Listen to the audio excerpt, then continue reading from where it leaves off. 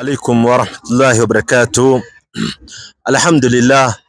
Alhamdulillah, kwanza tunamshukuru Mwenyezi Mungu na tunamtakia rehma na amani zimfikie kiongozi wa umma huu ambaye sio mwingine ila ni bwana mtume Muhammad sallallahu alaihi wasallam.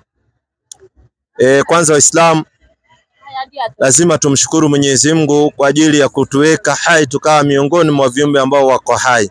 Kwa hilo tunasema alhamdulillah. Pili, kwa kutujalia neema Uislamu tukawa Waislamu, pia tunasema alhamdulillah kwa sababu neema kubwa kwa mja kuwa Muislamu. Tatu, tunasema inna lillahi wa inna ilaihi rajiun, kwamba tuliachwa na ndugu yetu ambaye ni Yusuf Wambogo ambaye alifariki katika Jumapili saa 3 ya jioni na kisha tukamzika katika Jumatatu miendo ya saa ya dhuhuri. Namuomba Mwenyezi Mungu amfanyie wepesi katika kaburi lake na Mwenyezi Mungu amlipe janna firdaus kwa kazi aliyofanya ya kulingania na kuwafikishia watu kalima ya la ilaha illa Allah Muhammadur Rasulullah. Ni pigo kubwa kwa sababu kuna pengo limeondoka na hatuwezi kulijaza. Manake ufanyaji kazi wake wa dawa ulikuwa ni wake kibinafsi, hatuwezi kujaza ile pengo, ila sisi nasi tutajitahidi kwa upande ambao tunaweza kufikisha kalima cha la ilaha illa Allah Muhammadur Rasulullah. Kwa sababu kitu ya kwanza, kifo ni haki kwa kila binadamu yoyote ambaye aliyeumbwa akaingia duniani, lazima atatoka duniani. Namna tulivyoingia mmoja mmoja, Allah anatuambia hivyo hivyo ndio ninatoka mmoja mmoja, kisha tunafufuliwa kutoka makaburini siku ya kiyama na tutalipwa kwa yale tuliyoyatenda. Kisha Mwenyezi Mungu anasema hata kama ulifanya uzuri wa aina gani, basi utalipwa na ule uzuri uliofanya, na kama ulifanya baya kiasi gani, basi utalipwa sawa sawa na ile baya uliofanya, kama haukufanya tauba kwa Mwenyezi Mungu.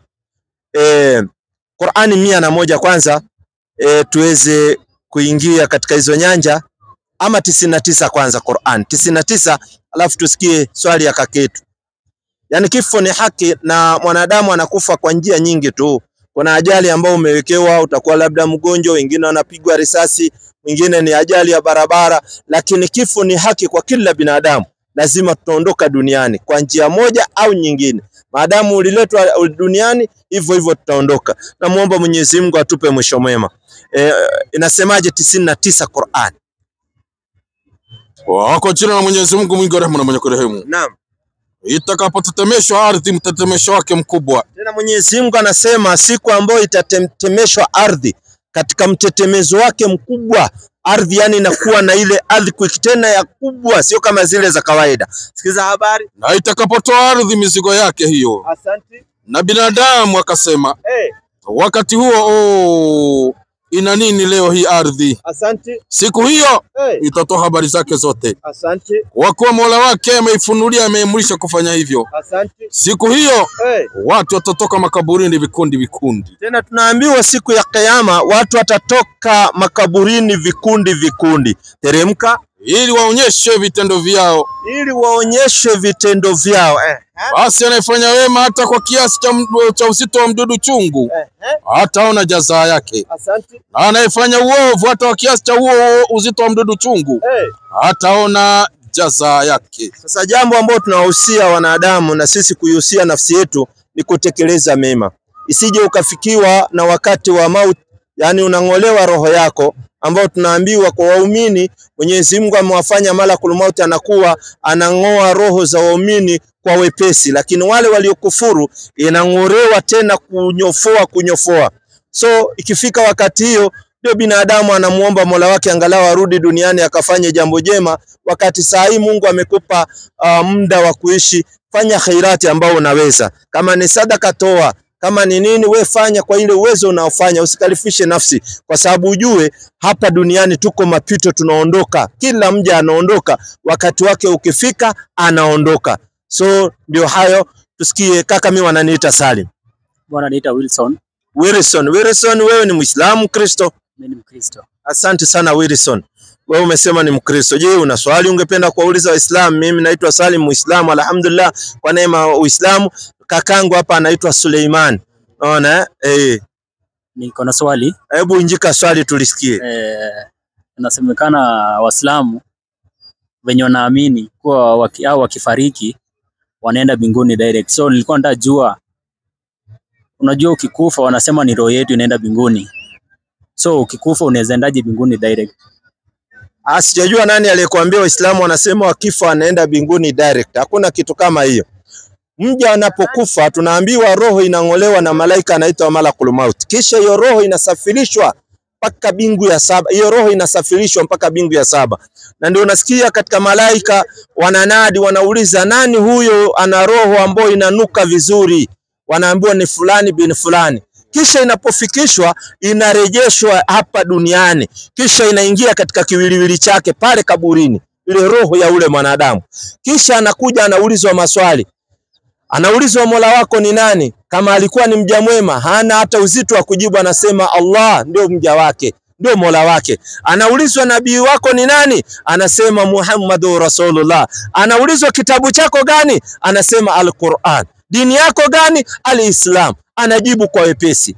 Sasa hapo unaambiwa wanadamu watafufuliwa kutoka kwa hii mchanga. Anaingia katika maisha mengine sasa. Alafu atafufuliwa kwa sababu tuliwatoa katika hii ardhi, na katika hii ardhi mtafufuliwa kutoka kwayo, ndio muende mkalipo, muingie janna, na wakuingia nar waingie nar. Para vizuri so roho zinakaa katika sehemu ambayo Allah ameiweka, ambao ni nini? Kwa sababu zinarudi katika makaburini, kisha zinakuwa zimehifadhiwa mpaka siku ya kufufuliwa. Ndio tunatolewa kutoka kwa makaburi, kisha tunalipwa, tunapelekwa peponi, tunaingizwa janna. Qur'ani 101 baba hapo. 101. Tuweze kumueleza kidogo. Sasa hapo katika kuingia janna sasa, huwezi kuingia isipokuwa wewe ni Muislamu. Huwezi ingia peponi isipokuwa wewe umetamka kilima cha la ilaha illallah Muhammadur Rasulullah katika umma huu. Na katika umma zilizopita lazima utamke la ilaha illallah na mtume aliyekuwa katika huo umma. Na ndio wewe ukienda kaburini utaulizwa nabii wako ni nani? Utakuwa unashindwa kutamka, uwezi. Na ndio unapigwa mkongoto kwa sababu unaulizwa haukusoma, haukuelezwa na yeyote. Ujue Muhammadur Rasulullah, Muhammad ndiye ametumwa katika umma huu wa mwisho. Itakuwa ni dhiki. Sikiza Mungu anasemaje? Kwa jina la Mwenyezi Mungu mwingi wa mwenye kurehemu. Msiba ugongao nyoyo. Tena unaambiwa ni msiba ambao unagonga nyoyo. Yani kiyama. Yani kiyama. Msiba ugongao nyoyo. Ni upi huo? Ni jambo gani litakalokujulisha hata ukaujua ni upi huo msiba ugongao nyoyo? Asante. Ni siku ambayo watu watakuwa kama madumadu wadogo wazige waliotawanywa. Asante. Na milima itakuwa kama sufi. Asante. Zilizochambuliwa zikawa zinapeperuka. Asante. Basi yule ambaye mizani yake itakuwa nzito, huyo atakuwa katika maisha yanayompendeza. Sikiza, siku ya kiyama ndio watu wanalipwa. Kama maisha yako wewe ulifanya mazuri, wewe utakuwa katika maisha yanayopendeza ambayo ni maisha ya kuingia janna. Hiyo ni siku ya kiyama, ndio watu wanaingia peponi. Sio sahi ukifa uendi direct peponi, hapana. Unasubiri mpaka siku viumbe wanapofufuliwa ndio wakuwekwa motoni wawekwe motoni, wakuwekwa peponi wawekwe peponi. Malizia ambao ni siku ya kiyama imetajwa. Malizia baba. Na yule ambaye mizani yake itakuwa nyepesi. Na ule ambaye mizani yake itakuwa nyepesi. Maana siku ya kiyama kuna mizani. Allah anaweka mizani, na ndio unasikia katika siku ya kiyama kuna kupatiwa kitabu. Ima upatiwe kitabu chako kwa mkono wa kulia, au upatiwe kitabu chako kwa mkono wa kushoto, au upatiwe kitabu chako kupitia mgongo. Maana ukipatiwa kutoka mgongo inabidi upasue tumbo lako ndio uweze kukichukua kitabu chako. Tunamuomba Mwenyezi Mungu atupe kwa mkono wa kulia. Malizia baba. Amin, amin, amin, amin rabbal alamin. Huyo maskani yake atakuwa katika huo moto, yani hawia. Sikiza, wale ambao mizani yao itakataana watawekwa katika moto ambao unajulikana kama hawia. Manake katika moto kuna daraja pia. Vyenye peponi kuna daraja, hivyo hivyo ndio motoni kuna daraja zake. Malizia. Na ni jambo gani litakajokujulisha kwa ujua ni nini hiyo hawia? Utajuaje nini huo moto wa hawia? Ni moto uwakao kwa ukali kweli kweli. Tena unaambiwa huo moto unawaka kwa ukali kweli kweli, ambao mizani yao itakosekana ndio wanawekwa huko. Lakini kuingia peponi sharti uwe Muislamu. Lakini watu kuingia peponi wanaingia siku ya kiyama, sio sahi. Umeniambia kuingia peponi ni sharti, kuingia mbinguni Kuingia peponi sio binguni. Ni sharti ukuwe Muislamu. Ni sharti. Kwa hivyo kuwa unamaanisha Wakristo hawezi ingia huko. Wewe hawezi ingia. Qur'ani 5:84. Sio mie niliyesema. Allah mwenyewe amemtuma malaika Jibril akachana bingu 7 na ardhi 7, akaja kwa mtume Muhammad sallallahu alaihi wasallam, kamueleza hii aya. Sikiza. Kwa jina la Mwenyezi Mungu mwingi wa rehema na mwenye kurehemu. Na anayetaka dini isiyokuwa ya Kiislamu. And whoever seek a religion other than Islam, yeyote anayetafuta dini nyingine isiyokuwa ya Kiislamu, basi haitakubaliwa kwake. Mungu anasema hiyo dini hatoikubali. Wewe umeenda na Ukristo, Mungu hatokubali. Malizia. Naye akhira atakuwa katika wenye hasara kubwa kabisa. Na wewe siku ya kiyama utakuwa miongoni mwa wenye hasara kubwa kabisa. Maana upati faida kule, unapata hasara. Unajua sisi kama Wakristo tunaamini kuwa Mungu alituma mwanawe wa pekee hapa duniani, yeye ndo alikufa msalabani. Sisi kama Wakristo tunaamini hivyo. Na tunaamini kuwa atakuja. Wao umesema watamtuma Muhammad. Sijasema wanamtuma Muhammad. Muhammad ndio ametumwa akawa mtume wa mwisho. Sasa wewe umeniambia nyinyi kama Wakristo mnaamini Yesu alikuja akakufa. Alikufa kwa ajili ya nini? Alikufa kwa ajili ya dhambi zetu. Maana yake wewe wakati uko hapa duniani huna dhambi. Ndio, si ni watenda dhambi, lakini wamesema atarudi tena kama mwizi. Fanya kama mwizi. Kumbe yeye kafa kwa ajili ya dhambi yako, lakini kurudi tena ararudi akiwa mwizi. Kulingana venye najua mimi. Sasa anakuja kutuibia au nini? Bana. Hiyo ni kulingana na venye ata-act. Asante sana. Hii kufa kwa ajili ya dhambi yako. Ndio. Alikufa kwa ajili ya dhambi yako gani? Wakati wewe hujazaliwa hujafanya dhambi. Alikufa kwa ajili ya dhambi gani? Hivyo ndio inasemekana.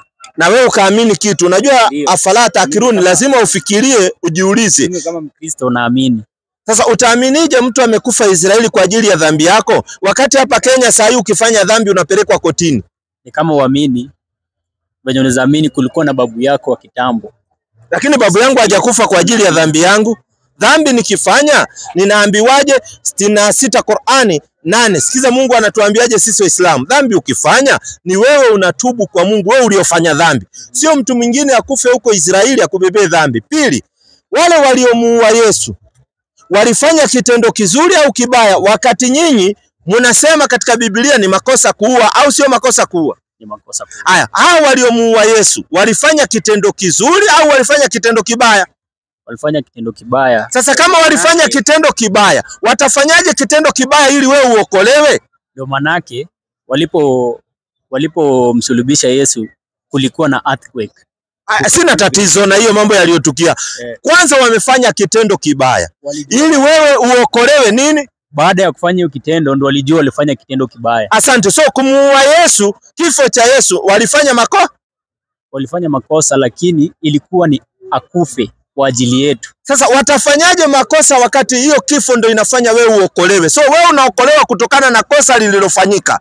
Ni Mungu alimtuma akufe kwa ajili yetu. So huyu Mungu ndio nataka huyu Mungu alimtuma akasababisha watu wengine wafanye makosa, waue mtu. Hao walioua Yesu wataenda peponi, wataenda motoni?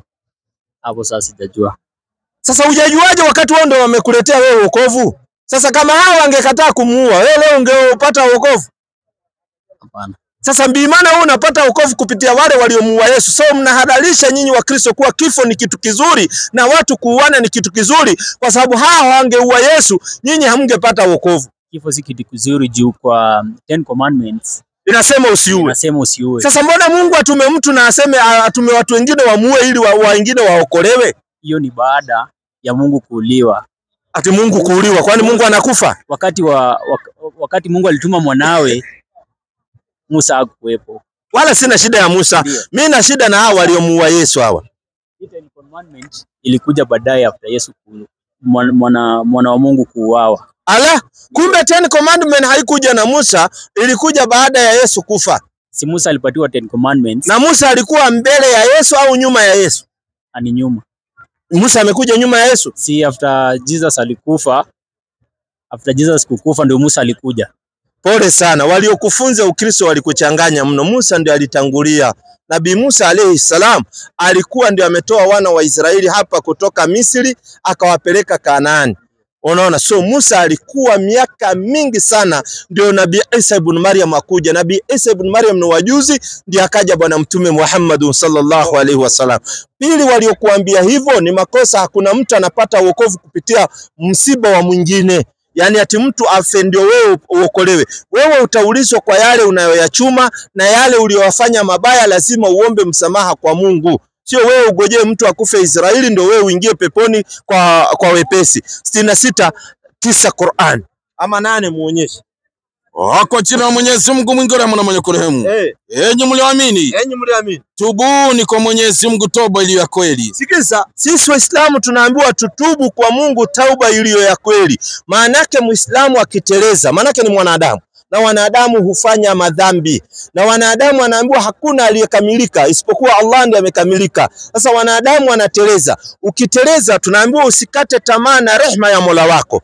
Wewe fanya tauba kwa Mwenyezi Mungu na ujaribu nini nafsi yako uache kufanya machafu. Unaona? Lakini sio ati wewe unafanya madhambi unasema ati kuna mtu aliyekufa kwa ajili ya dhambi yako. Kaka, utaona giza siku ya kiyama. Kwa sababu Nabii Isa ibn Maryam atakuruka, atasema kwanza hakujui wewe. Wewe utaulizwa kwa yale uliyoyafanya. Kila mtu ataulizwa kwa yale aliyoyafanya. Yesu yeye akuje afanye shughuli zake, kazi yake ilikuwa ni kufikisha Injili na alifikisha maneno ya Mwenyezi Mungu aliyotumwa kuyafikisha. Na maneno yake hayakuwa yanahusiana na dunia mzima. Yalikuwa na mipaka, yalikuwa yanawahusu wana wa Israeli peke yao. Sasa wewe ulidandia gari kwa mbele, alafu wachungaji hawakukueleza ukweli mahali ulipo, wakakudanganya wakakuficha. Leo unaenda kanisani. Unaenda kanisani kufanya nini wakati Yesu alikufa kwa ajili ya dhambi yako? Nyinyi hamngekuwa mkienda kanisani. Sisi tunaenda msikitini kwa ajili ya tauba, kutubu kwa Mwenyezi Mungu, kwa sababu hamna yeyote aliyekufa kwa ajili ya dhambi yetu. Sisi tunamuomba Mwenyezi Mungu maghfira. Tunamuomba Mwenyezi Mungu msamaha. Sasa wewe unaendaje kanisani wakati wewe madhambi yako yote yamebebwa? Kanisa sisi tunaenda pia kuomba msamaha. Sasa utaombaje msamaha wakati wewe madhambi yako yalibebwa? Au alibeba madhambi kiasi gani? Wakristo pia tunaendaga every Sunday kuomba msamaha uliofanya katika hii wiki. Sasa utaombaje kwa hii wiki? Kwani Yesu naye alibeba gani? Ni hivyo inasemekana. Pole, lakini sikiza, Yesu hakubeba dhambi ya mtu. 4:17 kitabu cha Mathayo, hajabeba dhambi ya mtu. Anakuambiaje? Pole, lakini ndio hivyo wanakufunza, lakini wanakuchanganya. Sikiza 4:17 baba, tumfunze kijana huyu. 4:17 Mathayo kwenye kuandika. Tokea wakati huo Yesu alianza kuhubiri na kusema, tubuni kwa maana ufalme wa mbinguni umekaribia. Yesu anaambia watu watubu kwa sababu ufalme wa mbinguni umekaribia. So wewe ukifanya makosa unafaa kufanya kitu inaitwa tauba, unatubu kwa Mungu. Sio mambo ya kusema madhambi yako yalibebwa. Hakuna mtu anayebeba dhambi za mtu. Yesu hajabeba dhambi za mtu, na hakuna mtu aliyekufa ati kwa ajili ya madhambi ya mtu. Hamna, ipatikani duniani. Kila mtu ataulizwa kwa yale aliyoyachuma. Na nyie Wakristo ndio mnaimba, na kila mtu atauchukua mzigo wake mwenyewe mbele za Bwana, siku hiyo inakuja. Yani nyinyi mnasema kila mtu atachukua mzigo wake mwenyewe. Alafu mkipinduka mnasema Yesu alibeba. Mkipinduka mnasema hili. Usidanganywe na mtu yeyote kakangu. Tunakuhurumia, tunakueleza haki na mahali ilipo. Inusuru nafsi yako na moto wa Jahannam. Leo unaona tunakueleza ukadhani ni mchezo. Siku ambayo utakuja ungorewe roho, kila mwanadamu atakufa. Ukingorewa roho ndio utasema ya reitani, lau Mungu anipe tu hata muda kidogo nirudi nikatamke shahada. Niende niwe Muislamu, hata kama sitafanya kichochote niwe tu Muislamu. Naona, lakini itakuwa time hakuna. There is no time after time. Ukipewa muda wa kuishi ndio hivyo, hatujui. Kuna kisiri moja Mungu ametuwekea sisi wanadamu. Hakuna mwanadamu anayejua anaondoka duniani lini. Hata yule ambaye ameambiwa sijui uko na kanza level gapi ama ngapi, hajui kabisa. Wanasema labda hii mwezi au nyingine, hawajui hata madaktari. Wanabahatisha kwa sababu hiyo ni siri ya mja na Mola wake. Sasa kumaanisha, unajaribu kumaanisha hii dini ya Kiislamu na ndio watu wanafaa wafuate ama ni hiyo ndio moja peke yake? 626 Qur'an. Hakuna dini mbili duniani. Dini ni moja peke yake. Hakuna nyingine. Yani ukitafuta nyingine ukapotea. sio mimi. Mwenyezi Mungu anatueleza, ukitafuta nyingine umepotea. Na hakuna dini nyingine imetajwa katika vitabu isipokuwa dini ya Uislamu. Hakuna. Hata Ukristo wenyewe walisahau, hakuweka. Sikiza habari inasema. Wako jina la Mwenyezi Mungu mwingi wa rehema na mwenye kurehemu. Naam. Na hii dini ya Uislamu. Na hii dini ya Uislamu ndio njia ya Mola wako iliyonyooka. Ndio njia ya Mola wako iliyonyooka, Uislamu peke yake, hakuna ingine. Na ndio unaona katika Uislamu kuna utaratibu ambao sio wanadamu wameweka huo utaratibu, aliyoweka ni Allah. Watu wakienda msikitini utawaona wanaswali sala 5 kwa wakati wake, tena swala inaswaliwa kwa wakati wake, tena kwa upole, haina fujo. Wewe enda ukasikia kule msikitini, Mungu tunakulazimisha, leta mkate, leta maembe. Hakuna, hapana. Pole pole tu watu wanamwabudu Mola wao, kwa sababu tunaambiwa Mwenyezi Mungu yuko karibu nawe kuliko ule mshipa wa moyo wako, ule mshipa ambao una pump damu. Mwenyezi Mungu yuko karibu kuliko hiyo mshipa, na anajua chenye unataka kumuomba hata kabla hujamuomba. Anajua nafsi yako, kilicho ndani ya nafsi yako. So sio lazima umwambie Bwana tunataka maembe, tunataka mikate, wewe Bwana tunakulainua, tunakulazimisha, tunakuinua. Wewe utainuaje Mungu Baba? Tunakubariki. Wewe utabariki Mungu namna gani? Wewe ni kuomba msamaha na uombe Mungu akupe baraka. Yaani kwa utaratibu, tena kwa unyenyekevu. Sawa, sina swali lingine. Una swali lingine? Na wewe unaelekea kanisa gani? Mimi PAG. PAG wanasema ni nini? PAG, unajua kuna wengine watakwambia people against God, ama inamaanisha nini PAG? Pentecostal. Pentecostal Assembly of God. Okay. Sikiza kanisa hiyo mnaenda, Biblia inasemaje? 11:17 Korinto wa kwanza. Tumsaidie kaka yetu huyu. Manake kijana mdogo lakini ndio hivyo. 11:17. 11:17 ni wa Korinto wa kwanza. Aone vitu, angalia kaka hapa. Hizi hauwezi somewa kanisani. Hizi nakwambia huwezi somewa. Sikiza habari. Inasema kwenye kuandika 11:17. Lakini katika kuagiza haya siwasifu. Sikiza, lakini katika kuagiza haya siwasifu.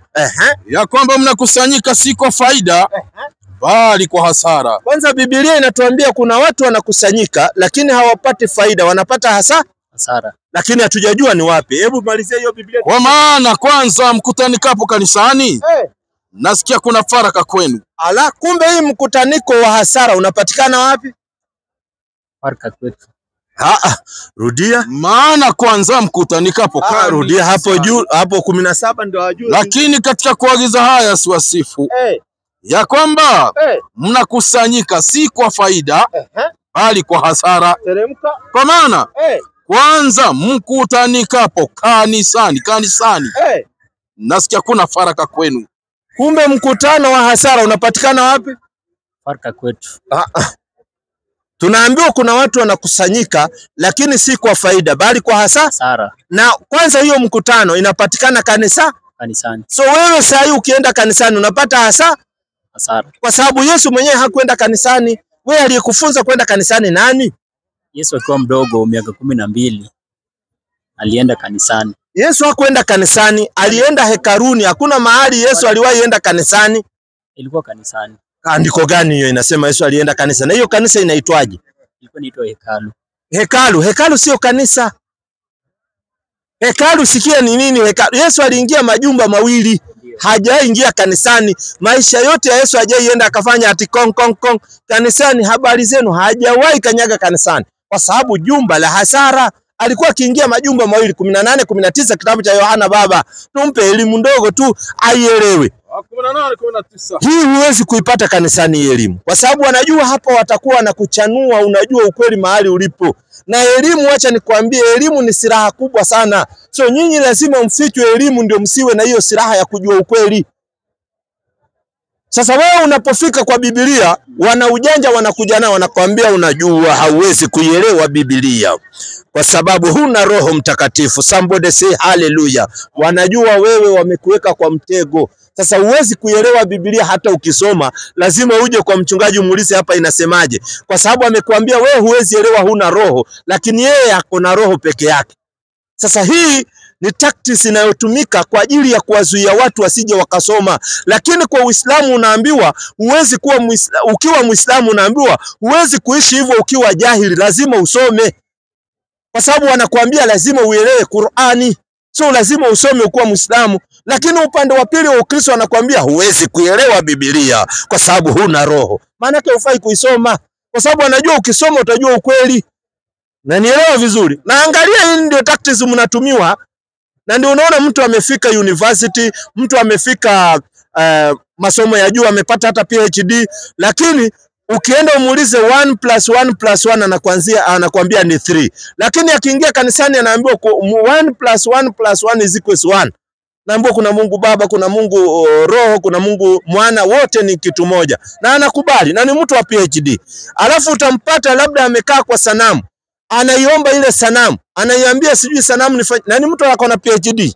Kwa nini? Kwa sababu religion inaweza kukumanipulate katika akili yako. Kama wewe hutakuwa ni wale ambao Allah amewapa hidayah, wakaona nuru mahali ilipo.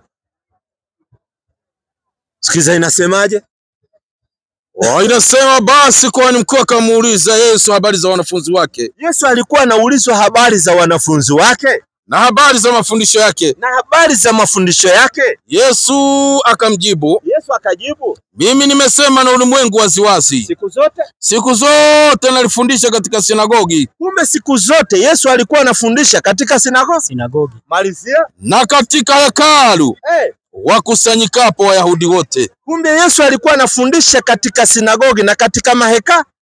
Hajawahi enda kanisani. Sinagogi ni nini? Kwanza tuanze na sinagogi. Ni altar nini? Altar. Altar maana yake ni pale mbele kwa kanisa Yes. Sikiza Biblia inasemaje? Wewe ni msomi, angalia wasomi wa Biblia wanasema sinagogi nini? Hapa sinagogi. Msikiti wa Wayahudi. Ala, hebu angalia vizuri. Wanasema sinagogi nini? Msikiti wa Wayahudi. Ala, kumbe Yesu amesema siku zote nalifundisha katika sinagogi. Maana yake siku zote Yesu alikuwa anafundisha katika msikiti. Na ukiona mtu yeyote anayefundisha kila siku msikitini, dini yake inakuwa gani? Ni Muislamu. Na wewe unafanya nini kanisani? Au wamekuajiri?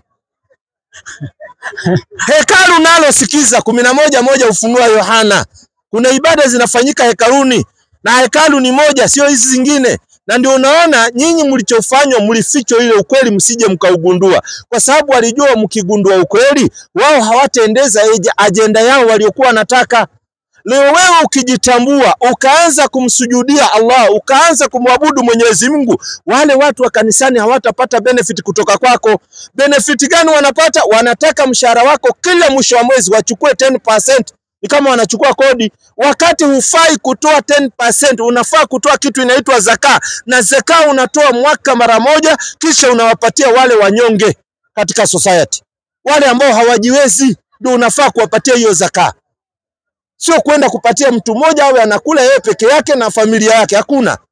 Sasa wanajua wao ukigundua hii ukweli, wao watapata hasara. Watajua hutawapatia kitu inaitwa sadaka. Sadaka ni muhimu sana kutoa, lakini angalia nani unayempatia sadaka. Wapatie wale watu wanyonge, wale watu hawajiwezi. Ndio wanafaa kupawa sadaka. Maanake inaambiwa sadaka unawapatia mafukara, alafu unawapatia masakin na wale ambao kuna watu ambao wametajwa hapo, na mtu ambaye ana deni anapewa sadaka. Mtu ana deni unampa sadaka. Kwa nini? Kwa sababu deni inamsukuma sana, unamlipia ile deni inakuwa ni sadaka kwako.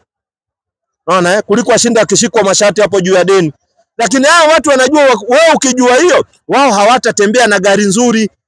Wao hawataishi kwa nyumba nzuri. Kwa nini? Lazima wakumanipulate ndio waweze kukukalia maisha yote. Sikiza habari inasemaje? Nikapewa mwanzi kama fimbo. Nikapewa mwanzi kama fimbo. Na mmoja akaniambia, inuka ukalipime hekalu la Mungu. Inuka ukalipime hekalu la Mungu na madhabahu. Na hao wasujuduo humo. Na hao ambao wanaosujudu katika hekalu. Hekalu watu walikuwa wanapeleka uso wao mpaka chini wanasujudu.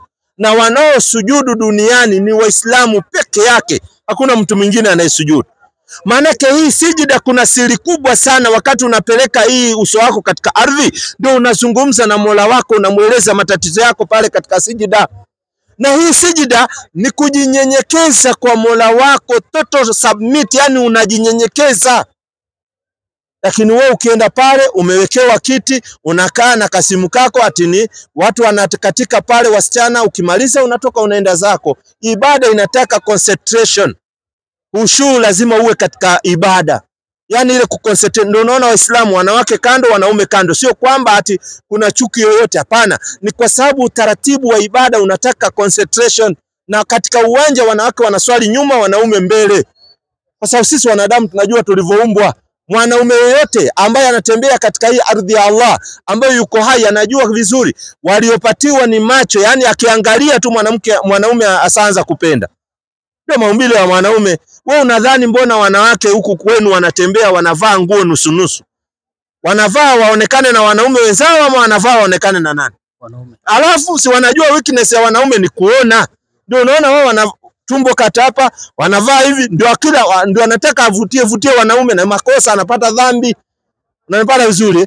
Sasa ndio unaona wanawake kando, wanaume kando, mna concentrate, mnamaliza ibada, mkitoka mnapatana, mnaenda nyumbani. Kwa sababu kila kitu kina wakati wake maalum. Unapata vizuri? So karibu sana katika Uislamu. Swali nyingine? Sina swali nyingine. Sisi tunakukaribisha katika Uislamu. Wewe ukipata swali nyingine au unataka kuwa Muislamu, nafasi. Haina shida. Sawa eh? Hapo. So karibu sana. Black Angel. Black Singer, Black Singer the Black Angel. Black Singer, Jack Singer. Jacksina. Yeah. Jacksina The Black Angel. the Black Angel. Yeah. Yaani wewe ni malaika nyeusi. Ni malaika mweusi. Subhanallah, subhanallah. The word hero. Hii dunia kweli, tembea utajua mengi. Yaani wewe malaika nyeusi. Subhanallah. Muislamu, Mkristo? Mimi ni Mkristo. Wewe ni Mkristo. Unashiriki kanisa gani? Christian Celebration Gospel Church. Christian Celebration Gospel Church. Chineke makanisa nao ni mengi. Christian Celebration, yani maana yake mnaenda kucelebrate. Asante sana. Je, ungekuwa na swali yoyote ungependa kuwauliza Waislamu? Mimi ni Muislamu, nashukuru alhamdulillah. Swali. Ungependa kuwauliza Waislamu? Swali ningependa naweza uliza. Ya moja. Uliza hiyo moja. Sasa mtu akitaka kujoin kuwa Muislamu, ya kuna kitu mnamfunzanga ama bado inakuanga na classes? Mtu kuwa Muislamu, kitu ya kwanza ni shahada. Uislamu umesimama katika nguzo 5. Nguzo ya kwanza ni shahada, nguzo ya pili ni sala, nguzo ya 3 ni zaka, nguzo ya 4 ni saumu, na nguzo ya 5 ni kuhiji Makka. Unaona, kwenda kuhiji. Sasa wewe ukiwa Muislamu lazima utamke shahada, ashhadu alla ilaha illa Allah wa ashhadu anna Muhammadur Rasulullah. Kwanza unakubali hapana mola pasai kuabudiwa kwa haki isipokuwa Mwenyezi Mungu mmoja peke yake. Pili, unakubali Muhammad ni mtume wa Mwenyezi Mungu, na unakubali na unakiri na moyo wako. Sasa ukikubali hayo, basi ndio yanakutoa katika ukafiri uliokuwa nao, yani ujahilia uliokuwa nao. Sasa unaingia katika desturi ya Kiislamu, katika laini ya Kiislamu. Sasa ukiwa Muislamu, sala hauwezi kusali kama hujaenda kufunzwa namna ya kusali. Ndio tunakuingiza madrasa, ambao madrasa yenyewe ni free. Tuko na madrasa hapa katika Mkuru kwa Ruben. Unaona hapo ukienda kwa msikiti unasoma free. Angalau unajua Mola wako, kwa sababu huwezi kumwabudu Mungu kama hujamjua. Tatizo ambalo mko nayo nyinyi, huwa ni Wakristo ndio mnasema, lakini mnaenda mnasema mnaabudu Mungu, lakini ukiambiwa hebu ni describe huyo Mungu yuko na sifa gani, huwezi jua. Unaona? So ukimwabudu Mungu lazima ujue sifa zake, ndio utaweza kumwabudu Mwenyezi Mungu, na ndio utamuogopa Mwenyezi Mungu. Unapofanya jambo unakuwa unamuogopa Mwenyezi Mungu, unajua hili jambo nitaenda kuulizwa, kwa sababu Allah anaona kila sehemu na anajua yoyote wanadamu wanayoyafanya. So inakuwa na hiyo class ambao ni class ya 20 minutes, 30 minutes, ina depend na wewe. Kazi zako ziko namna gani, unatenga muda kidogo kumjua Mola wako. Na ni vizuri sana kumjua Mola wako. Usiishi duniani bila kujua Mungu wako. Lazima umjue Mungu wako na ujue namna ya kumwabudu Mungu wako. Hauabudu Mungu unavyotaka wewe, unaabudu Mungu anavyotaka yeye Mungu. So kusoma ni wajibu katika Uislamu. Yani wajibu ukisikia ni lazima. Ni jambo la ulazima kusoma. Ijalishi uko na miaka ngapi. Wazee wa miaka 90 wanasilimu na wanaanza kusoma alif ba ta tha pole pole. Nitakuja nijifunze na nyinyi basi pole pole. Sasa wewe umesema ni Mkristo, si ndio? Yeah. Wakristo mnaamini Mungu ni wangapi? Mungu ni mmoja, lakini na tunasikianga Mungu ni watatu. Wewe unajua Mungu ni mmoja lakini unasikianga Mungu watatu. Daka moja kaka. So wewe unasikia Mungu ni mmoja. Wewe unajua Mungu ni mmoja lakini unasikia Mungu ni watatu. Yes. Kivipi? Hebu tueleze kidogo. Ndio ni kweli. Kuna Mungu sasa Jesus. Alafu kuna Roho Mtakatifu. Kwanza Mungu ni mmoja. Yesu sio Mungu.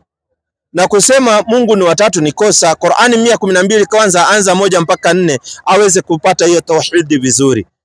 Acha tukufunze Qur'ani alafu nitaingia kwa Biblia nikuonyeshe. Kidogo tu manake hii ndio jambo ambalo mlifichwa tangu mwanzo. Hamkuelezwa Mwenyezi Mungu nani wala hamkuelezwa sifa za Mwenyezi Mungu. Sikiza habari Qur'ani na kueleza namna gani.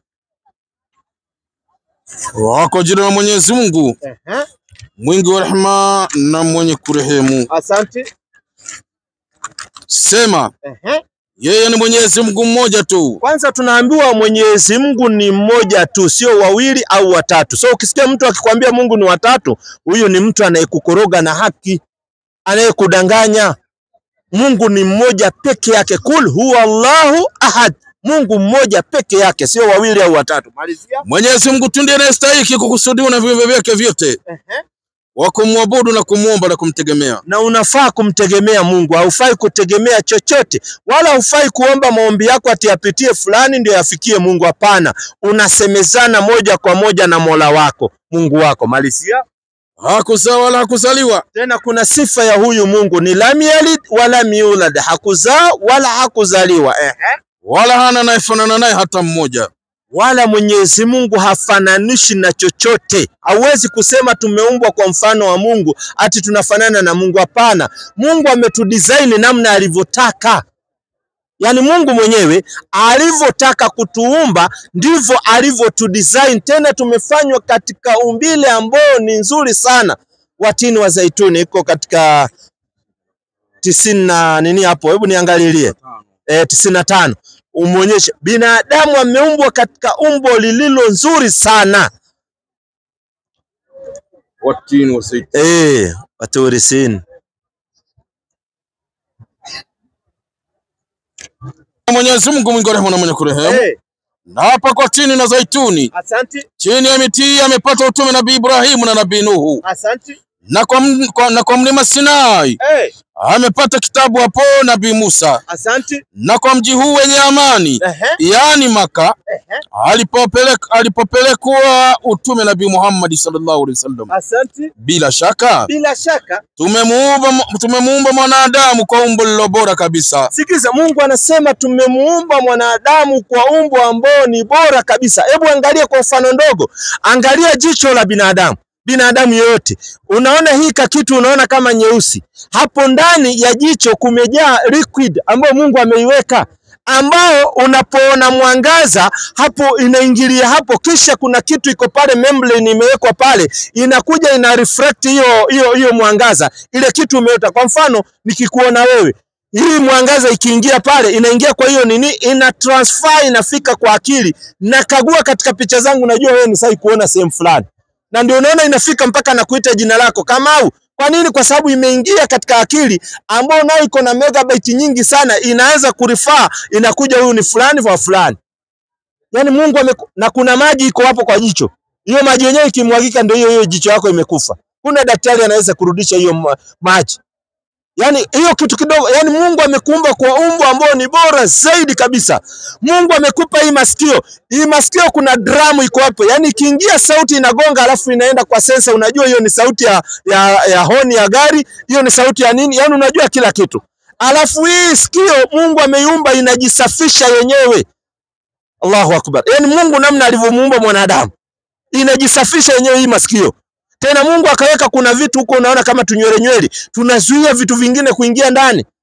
Hii mapua, labda Mungu angekuweka mapua imeangalia juu, ingekuwa maji yanaingia mvua, ungekuwa ukitembea kwa mvua. Lakini Mungu ameyaweka mapua yanaangalia chini. Ile harufu ikiingia ya kitu chochote inapiga ndani, unajua hii ni harufu ya kitu kibaya. Harufu ya kitu kizuri inagonga ndani, unajua hiyo harufu ya kitu kizuri. Yani binadamu ameumbwa kwa umbo ambao ni bora zaidi. Ndio maumbile Mungu aliyotuumba. So lakini hatujaumbwa kwa mfano wa Mungu. Hapana, hatufanani na Mungu. Lakini tumeumbwa for the best creation. Mwanadamu ndio ameumbwa na Mwenyezi Mungu. Pata vizuri eh? Nimepata. Sasa unasemaje ujiunge uwe Muislamu? Nitajiunga nikiwa Muislamu. Uko tayari au bado? Unajua sisi hatulazimishi yoyote. Ni mpaka wewe mwenyewe useme nimeamua na roho yangu kuwa Muislamu. Ukisema nafasi iko ya kuwa Muislamu, hatuwezi kukuzuia. Niko tayari. Uko tayari sahi? Yes. Asante. Nyanyua kidole hivi. Hii kidole ni ya shahada. Kuna watu wanauliza hii kidole mbona tunaambia watu wanyanyue, hii ni kidole ya shahada. Kumaanisha yani unaashiria Mwenyezi Mungu mmoja peke yake. Sema bismi. Bismi. Lahi. Lahi. Rahman. Rahman. Rahim. Rahim. Ashhadu. Ashhadu. An. La. Ilaha. Illa. Lahu. Wa ashhadu. Anna. Muhammadan. Rasulu. Lahi. Sema nakiri kwa moyo. Nakiri kwa moyo. Bila kulazimishwa na mtu yeyote. Kuwa Muislamu. Sema nakiri kwa moyo. Nakiri kwa moyo. Na kutamka kwa ulimi. Ya kwamba. Hapana Mola. Apasaye. Kuabudiwa. Kwa haki. Isipokuwa. Mwenyezi Mungu mmoja tu. Sema nakiri kwa moyo. Na kutamka kwa ulimi. Ya kwamba. Hakika ya Muhammad. Ni mtume. Wa Mwenyezi Mungu. Nakiri. Na kuamini. Mwenyezi Mungu. Nijalie. Nife nikiwa Muislamu. Kwa hayo maneno machache usakuwa Muislamu. Haya maneno machache ndio yanapeleka watu motoni kwa kibri, kwa kukataa kuyatamka. Kwa sababu binadamu anakuwa na kibri. Na kibri kina mwisho wake. Ako wapi Firaun? Sijui kama unamjua. Firauni alikuwa ni kiongozi anawatawala watu. Ikafika kiwango Firauni akajiita Mungu. Leo yuko wapi Firauni? Amemezwa na hii ardhi, amekufa. Yani kifo kinawatoa watu walikuwa wafalme. Hii Kenya peke yake wewe unaijua. Wako wapi viongozi waliokuwa rais wa kwanza, rais wa pili, rais wa tatu? Wako wapi katika nchi ya Kenya? Hawako. Wameingia makaburini. Leo mwanadamu hufai kuwa na kibri. Ukiona haki unafaa kuifuata. Kwa sababu hata wewe utakufa. Watu walikuwa wanatisha wale wengine duniani, wako wapi? Watu wa Adi na Thamud unaambiwa walikuwa wanachimba milima inakuwa ndio manyumba yao. Leo wako wapi? Hawako duniani. Na mimi na wewe kuna siku tutaondoka. Na je, utakuwa umeondoka na nini ndio inaangaliwa? So wewe ukiwa Muislamu usiangalie wengine watakusema namna gani. Tawakkal. Wewe mwenyewe shika njia, kuwa na msimamo, kuwa na istikama. Wewe Allah anajua malipo yako ni makubwa zaidi. Na yeyote atakayefuzu kuingia peponi, wallahi anamshinda tajiri yoyote aliyetokea duniani. Kuingia peponi, hata iwe ni pepo ya daraja gani, umemshinda tajiri yoyote aliyepatikana duniani hii kama hakuwa Muislamu. Yani Uislamu ni neema kubwa sana. Hakuna neema unaweza toshanisha na Uislamu dunia mzima, hakuna. Hakuna neema unaweza toshanisha na Uislamu. Uislamu ni dini ambayo inakufunza mpaka ukienda kulala unafaa ulale namna gani. Ukitembea katika ardhi, Uislamu unakufunza usitembee na maringo katika ardhi. Kwa sababu kesho utaingia katika chini ya hii ardhi. Unatembea kwa utaratibu katika ardhi ya Allah. Wangapi hii ardhi imemeza? Na sisi bado tunaelekea pale. Wako wapi watu waliokuwa wazuri duniani? Wapi Nabii Ibrahimu alayhi salam? Wamemezwa na hii ardhi. Watu waliokuwa waje wazuri. Na hao ndio marejeo mazuri kuwa mja mzuri. Wapi Suleimani? Suleimani bin Daud alikuwa na ufalme mpaka ndege wa angani wanamtii. Lakini leo yuko wapi? Yuko chini ya ardhi. Mimi na wewe ni watu hata watambuliki katika society. Kesho tutalala katika hii ardhi. Lakini kama ungekufa kama wewe si Muislamu, wallahi unalalamika siku ya kiyama. Unauliza ya Rabbi, angalau tupate muda kidogo turudi katika ardhi tukatamke shahada. Lakini hakuna time. So wewe umechagua na umechukua mwito mzuri, na sio wewe umechagua, ni Allah amekuongoza. Allah anapompenda mja humfungulia kifua chake Uislamu. Sasa kilichobaki ni kupata majina mazuri mazuri ya Kiislamu ya kujuana. Wewe hiyo mambo ya kujiita malaika nyeusi kwanza unaondoa. Subhanallah. Sasa unachukua majina mazuri, unaweza chukua Suleimani, unaweza chukua Ibrahimu, unaweza chukua Muhammad, unaweza chukua Bilal, unaweza chukua Abdi Kalim, unaweza chukua Daud, unaweza chukua Yusuf, unaweza chukua Suleiman, unaweza chukua Hassan, Hussein. Yani majina mazuri mazuri. Ungependa jina gani katika Uislamu? Ili ukiitwa unasikia mashallah hiyo jina mimi nalipenda. Ambao ni majina ya waja wazuri ya salafi saleh, mawaja wazuri waliopita. Ungependa jina gani? Suleimani, Ibrahimu, Muhammad, Isa. Sisi tunampenda Nabii Isa ibn Maryam mpaka jina yake tunachukua. Isa. Naona Yusuf. Naona ungependa gani? Muhammad. Mashaallah. Allahu akbar. Muhammad. Sikiza maana ya Muhammad 61:6 Qur'an.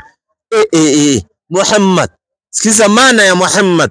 Maana Muhammad. Sikiza maana yake katika Qur'an. Wa idh qala Isa ibn Maryam ya banu Israil inni rasulullahi ilaykum. Teremka na aya tusikize namna inavyosema. 61:6 Qur'an. Wako jina Mwenyezi Mungu mwingi wa rehema na mwenye kurehemu. Asante. Na wakumbusha aliposema Nabii Isa bin Maryam kuambia Mayahudi. Asante. Yenye wana Israeli. Mimi ni mtume wa Mwenyezi Mungu kwenu. Asante. Nisadikishaye aliyokuwa kabla yangu katika Taurati. Na kutoa habari njema ya mtume atakayejia nyuma yangu. Ambaye jina lake litakuwa Ahmad. Yani Muhammad. Asante. Na maana majina yote haya mawili ni moja. Maana yake ni mwenye kushukuriwa kwa maneno yake mazuri na vitendo vyake vizuri. Unasikia, Muhammad ni mwenye kushukuriwa kwa maneno yake mazuri na vitendo vyake vizuri. Mashaallah, karibu sana katika Uislamu. Sawa Haya, pumzika kwa huyu kaka hapa. Huyu brother hapa, pumzika hapo. Alafu kama uko na contact ataandika hapo, alafu tujue namna utakana. Niita Salim. Kawaida ni Wiliba. Wiliba Force, asante sana. Muislamu au mlokole? Mlokole. Asante sana. Yaani Mgaratia. Una swali ungependa kuwauliza Waislamu? Kwa niaba ya walimu mimi ndio nimesimama kwa leo. Asante. Ni swali langu liko kwenye Qur'an. 38 85. 38 85 Qur'an. Ingia katika hizo nyanja mwalimu, tusikie swali ya leo namna linavyokuja. Inshallah. Wako jina Mwenyezi Mungu mwingi wa rehema na mwenye kurehemu. Asante. Na kwa yakini nitaijaza Jahannamu kwa wewe. Kwa nani? Kwa wewe. Huyo ni nani? Na kwa hao wote wenye kukufuata miongoni mwao. Sasa huyo ni Mungu anaambia Muhammad. Tulia kidogo. Ndio unauliza swali. Sasa ukiuliza swali tunaanza hapo juu ndio tujue kisa kinachozungumziwa ni nani anayezungumziwa. So ngoja kwanza usiwe na haraka. Wewe si umekuja kuuliza swali. Sasa ukiuliza swali usiwe wewe ndio unajibu. Unakuwa mtaratibu, tunakujibu pole pole. Anza juu. Suleimani pole pole. Mwenyezi Mungu akamwambia, ewe Ibilisi. Kumbe anayezungumziwa hapa ni Ibilisi. Tulia kwanza, tukua mpole. Hii Qur'ani tumeenda madrasa. Sawa So usije ukairukia. Tumeenda madrasa tukakaa chini ya mwalimu. So siwe haraka. So kisa kinachozungumzwa ni Ibilisi anayeambiwa na Mwenyezi Mungu. Sasa teremka tusikie namna Ibilisi anavyoelezwa. Mwenyezi Mungu akamwambia, ewe Ibilisi. Ewe Ibilisi. Kipi kilichokuzuia kumtii yule niliyemuumba kwa mkono yangu? Kipi kiliokuzuia kumtii Adam? Kwa sababu aliyeumbwa kwa mikono ya Mwenyezi Mungu ni Adam anayezungumziwa katika kisa hichi. Sawa Teremka chini. Je, umetakabari wala huna ukubwa? Sikisa, umekuwa na kibri, umetakabar na ukaona wewe ni mkubwa na umo miongoni mwa wakubwa aumo miongoni mwa wakubwa kweli? Asante. Akasema sasa Ibilisi ndiye anamjibu Mungu. Mimi ni bora kuliko yeye. Sikisa, Ibilisi ako na kibri, anasema mimi ni bora kuliko huyu Adam. kwani mimi umeniumba kwa moto. Sikiza, Ibilisi anasema mimi Ibilisi umeniumba kwa moto, na yeye umemuumba kwa udongo. na yeye huyu Adam umemuumba kwa udongo. So Ibilisi akawa na kibri. Sasa sikiza, Mungu anamjibu namna gani kwa ajili ya Mwenyezi Mungu akasema, Mwenyezi Mungu akasema, basi toka hapa toka hapa. humo, kwani umebaidishwa na rehema, Asante. na hakika laana yangu Na hakika laana ya Mwenyezi Mungu itakuwa juu yako mpaka siku ya malipo. itakuwa juu yako wewe Ibilisi mpaka siku ya malipo. Teremka chini. Akasema sasa Ibilisi, Mola wangu, Mola wangu, nipe nafasi ya kuishi nisife. sikiza, Ibilisi anaomba Mwenyezi Mungu ampe nafasi ya kuishi asife. Teremka baba. Mpaka siku atakafufuliwa viumbe. Mpaka siku atakapofufuliwa viumbe. Yani Ibilisi wako one on one na Mungu, anamuomba nafasi. Sikiza sasa. Mwenyezi Mungu akamwambia, Mwenyezi Mungu akamwambia, hayo umekwisha kuwa miongoni mwa waliopewa nafasi ya kuishi. nimekupa nafasi ya kuishi, lakini mpaka wakati maalumu. Mpaka wakati maalum, si mpaka siku ya kiyama, hapana, mpaka wakati maalum. Mpaka wakati wa siku maalum ya kufa viumbe vyote. Asante. Hapo wewe nao utakufa. Hata Ibilisi ataionja mauti, kwa sababu kulu nafsi dhaikatul mauti, kila nafsi itaonja mauti. Malizia. Akasema, na hapa kwa haki ya utukufu wako, bila shaka nitawapoteza wote hao watoto wa huyu adui yangu Adam. Sikiza, Ibilisi anasema nitawapoteza watoto wa Adam ambao ni adui yangu, kwa sababu ndio amefanya mimi nilaaniwa kwa ajili ya kiburi changu. Isipokuwa wale waja wako miongoni mwao waliosafishwa. Sikiza, isipokuwa wale waja wako waliosafishwa. Ibilisi anasema nitawapoteza hawa. Sasa ndio anajibiwa, anaambiwaje sasa? Yani uliowasafisha. Teremka. Akasema Mwenyezi Mungu. Sasa Mwenyezi Mungu anawajibu Ibilisi, na wale watakaomkubali Ibilisi anamjibu, wallahi nasema kweli, kwa yakini nitaijaza jahannam kwa wewe. Nitaijaza jahannam kwa wewe Ibilisi, na pili na kwa hao wote wenye kukufuata miongoni mwao. Na kila anayekufuata wewe Ibilisi ndio nitamjaza jahannam naye, sio Muhammad kaka. Usije ukaipindua Qur'ani tafadhali mno. Yani hii Qur'ani kidogo tu. Unajua unachemka haraka. Sijachemka. Wala mimi nafurahi kuona vyenye mnajaribu kuipindua Qur'ani, lakini alhamdulillah Mwenyezi Mungu alitujalia tukapitia kwa madrasa kidogo. Umeleta yote kuanzia 81 ni kuanzia 75 ukakwama 84. Sasa hapa katikati tunaona ni Mungu na shetani wanazungumzana mvutano. Hakuna mvutano. Ni Mungu anazungumza na Ibilisi baada ya Ibilisi kuambiwa na Mwenyezi Mungu wamsujudie Adam. Na tena Ibilisi hakuwa ameambiwa, aliyekuwa ameambiwa ni malaika, lakini Ibilisi alikuwa miongoni mwa malaika. Lakini alipoulizwa mbona nini kinachokuzuia umsujudie Adam, akawa na kibri, akasema mimi umeniumba kwa moto, huyu umemuumba kwa udongo. Sasa ile kibri ndio imefanya Ibilisi aambiwe atakayekufuata na wewe Ibilisi motoni, finali jahannam. Si ndio nilikuwa nasema swali langu umekwama pale 84. 85 ndio inasemekana mtume, inataja mtume sio? Rudia 85 sasa. 85 nasema na kwa yakini nitaijaza jahannam kwa wewe. Nitaijaza jahannam kwa wewe. Anayezungumziwa tumeanza juu, tumejua nani. Na kwa hao wote wenye kukufuata miongoni mwao. Na kwa hao wote wenye kukufuata miongoni mwao. Na Ibilisi ndiye amesema nitapoteza miongoni mwa wana wa Adam. Sasa Mungu anamjibu, anamwambia nitakuangamiza wewe pamoja na watakaokufuata. Sasa kufika 86 sasa. Mtume sasa ndiye anaambia sasa aseme. Sasa kuja 86. Huyo ni Muhammad. Ewe mtume. Sasa hii kisa ya 85 tumemalizana na Ibilisi. Sasa tunaingia 86, anaelezwa mtume. Mtume anaelezwa aseme nini sasa? Teremka. Sema ewe mtume. Sema ewe mtume. Kuambia watu wako. Kuambia watu wako sasa mtume. Sikuombeni ujira juu ya haya ninayokufundisheni. Sikuombeni ujira katika hayo ninayokufundisheni. Kuwa yeyote atakayemfuata Ibilisi ataingizwa motoni pamoja na Ibilisi. Haombi ujira, haombi mshahara. Teremka. Wala mimi si katika wale wanaojilazimisha, yani kufanya usioweza. Hiyo ni sifa mbaya. Usikiza, mtume hakui katika wanaojilazimisha. Sasa mtume ndiye anaeleza haya anayoyafundisha, hataki ujira kwayo. kwa sababu alikuwa anawafundisha yeyote atakayemfuata Ibilisi, Mwenyezi Mungu ametoa ahadi ataijaza jehanamu na Ibilisi na wafuasi wake watakaomfuata. Sasa hao wenye wanajilazimisha ni akina nani? Kujilazimisha kwa kama gani? Qur'ani ndiyo anasema. Sasa wanaojilazimisha ni kama wewe ambao unayetaka kuipindua Qur'ani wakati utaki kuisoma namna inavyotakana. Ni wale wewe si umekuja hapa ukatusomea haya namna ilivyo, namna isivyo. Unailazimisha isome vile ambavyo haivi. Anavyotaka. Lau ungepata mtu ambaye hajajua Qur'ani, ingelikuwa mashaka, hata angetoka hapa anauliza hala haiko aje. Lakini mimi uliposoma tu nisajua kisa chenyewe na kijua na najua lengo nini. Na wanaotumia hivi ni wale wanaopenda kupotosha Uislamu, wanaopenda kuzuia watu na kheri ya njia ya Uislamu.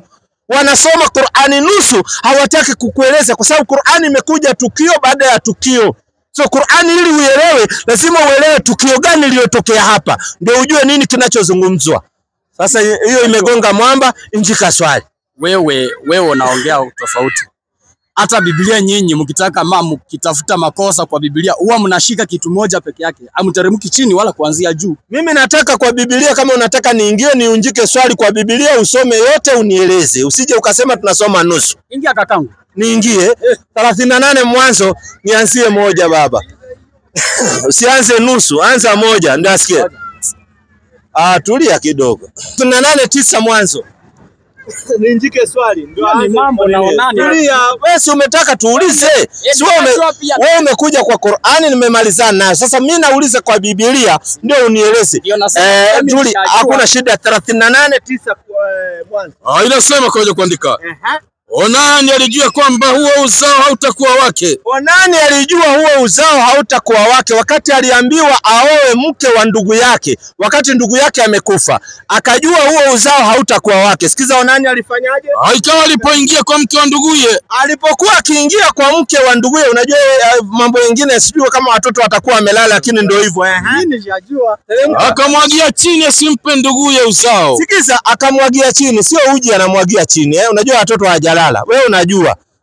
Asimpatie ndugu yake uzao. Wakati Mungu aliona Onani anamwagia chini, amwagi sehemu inatakana, Mungu alifanyaje? Neno hili alilofanya likawa mbaya machoni pa Bwana. Yaani Mungu akakasirika na hilo neno, akafanyaje? Basi akamuua yeye naye. Sasa swali yangu ndogo, mbona Mungu anamuua huyu binadamu katika Biblia? Kosa lake kubwa gani? Aya.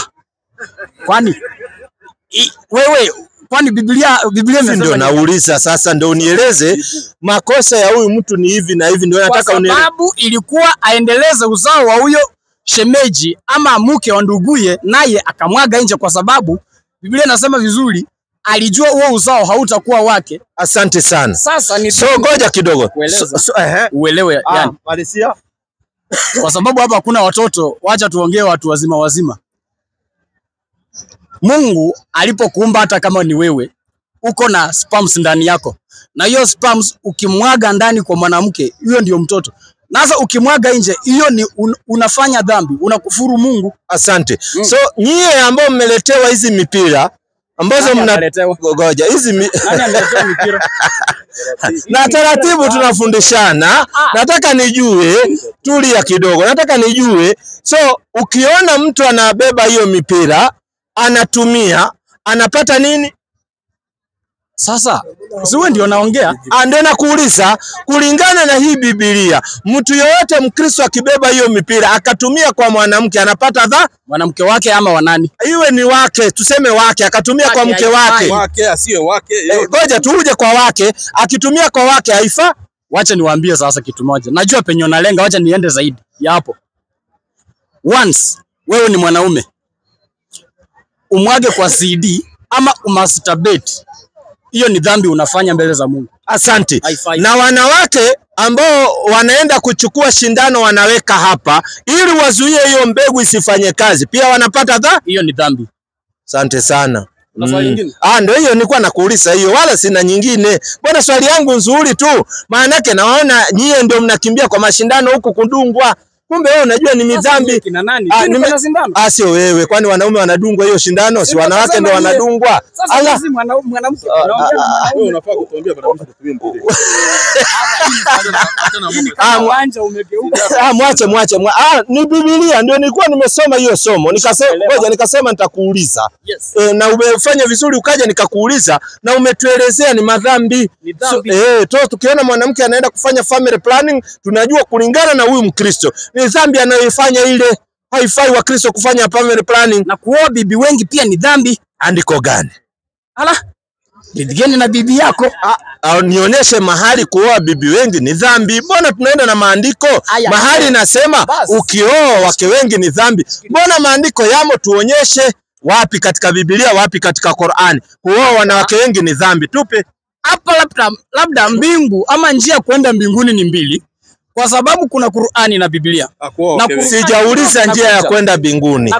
Wewe nimesha kujua uanga unarukaruka. Wewe umetuambia hivi na Wakristo wote wamekaa hapa wanataka kusikiza. Umesema kuoa wake wengi ni dhambi. Mimi hata sitaki unitolee kwa Qur'ani, nitolee kwa Biblia. Kuoa wake wengi ni dhambi. Mahali pameandikwa. Mbona vitu vyepesi? Sio kueleza, utanieleza na maandiko pia. Eleza alafu utoe maandiko. Haya, bismillah. Mimi chenye nilikuwa nataka according on my side. Mimi nilijua kwamba Qur'an inaruhusu kuoa wake wengi, si ndio? Ili hali Biblia haijasema oa wanawake wengi. Wapi imesema ukioa wanawake wengi ni dhambi? Ndio tunaomba andiko kaka. Mimi sijakutana na mahali penye nasema hivyo. Kumbe hajapatana. Sasa angalia. Sasa unaona kaka amejibu, amesema tangu akae kanisani hajaipatana na mahali nasema ukioa wake wengi ni dhambi. Sasa wewe unakataza wanaume waoe kwa nini? Wanaume wana nguvu shehe. Sasa kama wewe una nguvu, wewe baki na kamoja. Na Qur'ani aliyekwambia inalazimisha watu kuoa wake watatu, nani? Imepeana option. Kama una uwezo ongeza, kama una uwezo wewe baki na mmoja. Nilikuwa nadhani ati kuna andiko inasema kwa Biblia ukioa wake wengi ni dhambi. Hamna. Sikiza Qur'ani inasemaje 4:3 baba. Maana najua leo hana maswali. Iko. Safiri usikie 4:3. Tumalize. Amejishika hivi. Amekandamiza. 4:3 Qur'ani. Kwa jina la Mwenyezi Mungu mwingi wa rehema na mwenye kurehemu. Na kama mkiogopa kutowafanyia uadilifu mayatima, basi ogopeni vile vile kutowafanyia uadilifu wanawake. Basi waweni mnawapenda katika wanawake. Asante. Maadamu mtafanyia insafu. Wawili au watatu au wanne tu. Na mkiogopa kuwa hamwezi kufanya uadilifu, basi awe ni mmoja tu. Unasikia, Qur'ani peke yake duniani ndio inakueleza. Wewe ukiona huna uwezo wa wake wawili, huna uwezo wa wake watatu, huna uwezo wa wake wanne, basi wewe oa mke mmoja. Kama unatosheka, oa mke mmoja. Lakini usiende kufanya zinaa huko nje ukadanganyana uko na mke mmoja, kwa sababu utapata kipigo, utapata ukimwi na utaletea mpaka mke wako ambaye yuko nyumbani hakwenda nje. So kama ukiona utosheki na mke mmoja, basi ongeza wa pili kama uko na hiyo uwezo. Sasa kama una uwezo, wewe baki na mmoja. Swali langu, huyu wa kwanza vile umeoa, sasa nijifanye mimi ni Muislamu, sasa hizi nimeoa Muislamu. Usijifanye. Sasa utajifanyaje? Sasa ukijifanya hakuna cha mfano. Wewe uliza swali bila kuweka mfano. Wewe kama ni mlokole, wewe baki mlokole mpaka ukubali utamke shahada. Sasa swali yako wewe liinjike tulisikie. Huyu wa kwanza vile ulioa, umezaazana ama hujazana, sielewa. Alafu kapate mwingine huko nje. Huwa mnaeleza huyu umepata mwenzako ama unaleta tukiweka mlango wa nyuma? Asante sana. Sio kuweka mlango wa nyuma. Kiongozi kwa boma ni mwanaume. Nambara vizuri, umeoa mke, sio lazima umueleze. Hakuna sheria katika Uislamu ati lazima umueleze mke wa kwanza na umeoa mke wa pili. Haijaweka hiyo sheria. Maana wewe ndio mwanaume, ndio umeona nina uwezo. Lakini ni bora kumueleza ili wajuane. Ikitokea chochote anajua huyu ni mke mwenza. Sawa? Hawezi leta shida. Sasa ataletaje shida wakati wewe ndio una provide? Sio wewe ana provide. Yeye kila kitu unamprovidea. Ataleta shida gani? Sasa wewe usimpunguzie. Kama ulikuwa unakimbia raundi 3, lazima ukimbie raundi 3. Wewe usimpunguzie mambo yake. Mambo yake umpe vyenye ulikuwa unampatia. Kama risk ulikuwa unampatia hii ni hiyo hiyo. Usimpunguzie, ni wewe umejisikia una uwezo wa mwingine badala ya kufanya zina. Unajua nyewe wa Kristo huwa mnadanganyana mke na mko mmoja, lakini siku Mkristo anakufa, si tunaenda mazishi ya Wakristo saa zingine kuwafikishia dawa, lakini mnaenda pale mnachukua maiki mnataka kuambia Mungu ni mmoja, mnapata wanawake watatu wamesimama, tena wako na watoto wanafanana na yule aliyekufa, hata haina haja ya DNA. Tena mazishi inasimamishwa, chifu anasema umesimamisha hii mazishi, mwili rudi mochari tena mpaka DNA tena. Uko na evidence? Kwani ni mmoja ama wawili kaka? Na wewe si hata sasa hata unasema nini? Wewe uko na wangapi? Kwa sababu wewe ni Muislamu na Qur'ani inaruhusu. Sasa sikiza, usinichokole mie. Maana mimi ndio najua uwezo wangu. Sasa mimi najua chenye ninaweza. Tumeambiwa hakuna kulazimishwa. Hakuna Muislamu amelazimishwa kuwa wake wawili. Ni uwezo wa mtu akiona ana uwezo. Sasa wewe mbona unanichokola kwangu? Sasa hiyo ya kwangu yachana nayo. Sasa wewe tunaelewa. Wewe ushaelewa. Tunaelewa. Kitabu kimeruhusu uongeze kama una uwezo. Huyu kaka anaongea mbaya. Hajaongea mbaya. Eti mimi sina nguvu. Labda una. Sasa hiyo hatujui kwa sababu unajua. Maanisha huyu mimi naona maswali yamekwisha. Enda utafute maswali. Kaka mimi naitwa Salim. Mimi naitwa Benson Bidhi. Benson Bidhi, Muislamu Mkristo? Wewe ndio unafaa uniite hivyo. Mimi sio mpagani kwa sababu wapagani ndio wanajiita Wakristo na nini. Sasa mimi sio miongoni mwa wapagani, siwezi kuita Mkristo. Mtu ambaye aamini Yesu kama ni mwana wa Mungu, huyo wako nje. Kwa hivyo ndiye anafaa niite. Ati mtu ambaye aamini Yesu kama ni mwana wa Mungu. Mungu anazaa? Anakuambia hivi. Yule amini kama Mungu, Yesu ni mwana wa Mungu, yeye ndiye anafaa niite hivi. Ndio nauliza swali ndio nielewe. Kwani Mungu ako na mtoto amezaa? Tumeelewana hapo kwanza? Ndio tuelewane, ndio nataka nielewe. Kati ya Mungu na Mariamu nani aliyejifungua mtoto? Aliyejifungua. Hebu kwanza tuelewane hapo kwanza. Wapi? Nataka nikuelewe. Swali ya kwanza hatujajibu. Ndio nakuja kuijibu hiyo. Hiyo ila mwenye aliyezaa tutakuja. Hakuna shida. Wewe unafaa niite Mkristo. Sijajua. Manake waliowaita Wakristo na wapagani, mimi sio mpagani, mimi Muislamu. So siko katika upagani. Nani aliyewaita Wakristo? Lete hiyo Pilimanto. Acha nikufungulie. Mbona unajificha kwa uwanja wa njugu? 15 Biblia, 15:26 Matendo ya Mitume. Baba, nampigie fafanuzi yake. Huyu tunamweka katika eneo zenyewe namna zinavyotakana. Maana sasa muelewa huyu. Anamuona shekhi wangu mashallah. Tutatusalimia mashallah. Hii ni Biblia wa Kristo. Angalia tena anaanza kukataa Biblia kwa kiwanja. Inaitwa aje? Hii inaitwa Biblia takatifu. Ndio hiyo, acha nikufungulie. Hivi yani Wakristo wameanza kuika. Ndio hii hapa. Ngoja. Hebu tuiangalie hapa. Inaitwa Biblia takatifu. Yaani Biblia inakataliwa kwa kiwanja.